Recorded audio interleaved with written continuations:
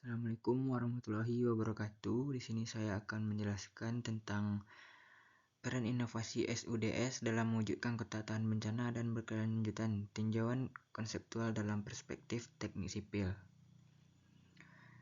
Ini NIM saya dan nama saya Muhammad Zaki Sabitul Azmi dari Teknik Sipil Bangun Gedung.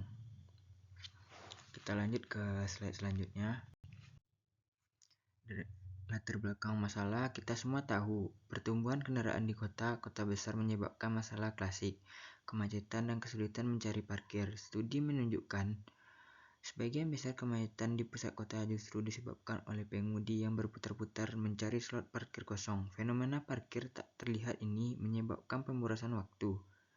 Bahan terlihat ini bahan bakar dan berkontribusi pada polusi udara. Inilah yang melandasi urgensi makalah ini. Kita perlu solusi yang tidak hanya menata parkir tetapi juga terintegritas dan cerdas yang kita temukan dalam kerangka Smart Transportation. Selanjutnya, konsep dasar Smart Parking dan IoT. Smart Parking adalah jawaban teknologi terhadap semua masalah tersebut. Ini adalah sistem yang memanfaatkan teknologi inti yang Internet of Things atau IoT untuk menyediakan informasi ketersediaan parkir secara real time. IoT di sini berperan sebagai tulang punggung menghubungkan objek fisik yaitu di slot parkir dengan dunia digital yaitu server dan aplikasi di ponsel. Kita tujuan utama sederhana, mengubah proses pencarian yang parkir yang cocok dan memakan waktu menjadi proses yang terstruktur dan terotomatisasi. Selanjutnya,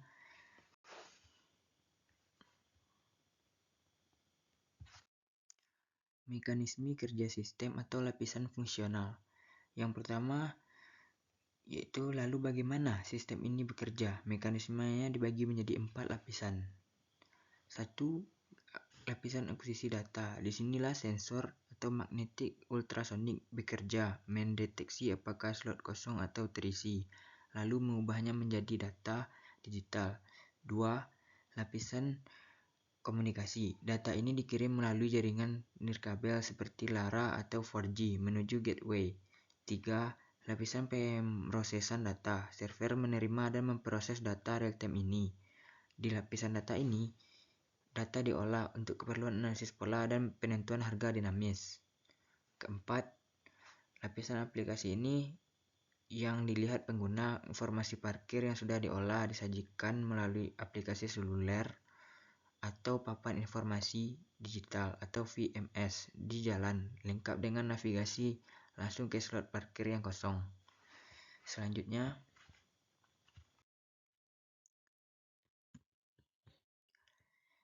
keunggulan implementasi. Penerapan smart parking memberikan manfaat yang luas. Pertama, efisiensi, pengurangan waktu pencarian parkir berarti penghemat bahan bakar bagi pengguna. Kedua, redukasi kemacetan ini adalah tampak besar, semakin sedikit mobil yang berputar-putar, semakin lancar lalu lintas. Ketiga, peningkatan akuntabilitas, sistem otomatisasi pembayaran mengurangi kebocoran pendapatan parkir bagi pemerintah kota. Singkatnya, smart parking menciptakan lingkungan kota yang lebih efisien, lebih bersih, dan tertata. Selanjutnya, pantangan dan kekurangan implementasi. Meskipun menjanjikan, terdapat hambatan rintangan utama adalah biaya investasi awal yang tinggi untuk pengadaan sensor dan infrastruktur cloud. Selain itu, sistem sangat bergantung pada stabilitas jaringan. Jika koneksi terputus, data bisa menjadi tidak akurat. Terakhir, sensor yang ditanam di jalan rentan terhadap kerusakan fisik dan memerlukan biaya pemeliharaan rutin yang tidak sedikit. Semua faktor ini harus seimbang dalam studi kelayakan. Selanjutnya, studi kasus atau global dan lokal.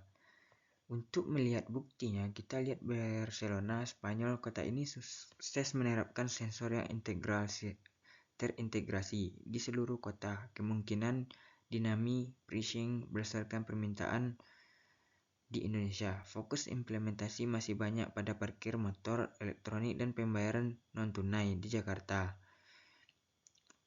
Tantangan lokal kita adalah mengintegrasikan sistem yang terpisah-pisah ini menjadi satu platform data terpusat serta perlunya regulasi yang seragam. Selanjutnya, peluang dan pengembangan di masa depan. Ke depan, smart parking memiliki peluang besar. Peluang pertama adalah integrasi ke dalam konsep Mobility as a Service atau MaaS, di mana data parking terhubung dengan transportasi publik. Kedua, pemanfaatan AI dan machine learning untuk memprediksi kapan dan di mana slot parkir akan kosong, meningkatkan efisiensi alokasi. Dan yang paling futuristik, sistem ini akan berfungsi langsung dengan keadaan otonom yang mampu mencari dan memarkirkan dirinya sendiri. Kesimpulan yang saya ambil, sebagai kesimpulan dapat kita tegaskan bahwa smart parking adalah solusi esensial bagi smart transportation. Mekanismenya efektif mengatasi masalah klasik parkir melalui 4 lapisan fungsional yang tadi, yaitu IoT.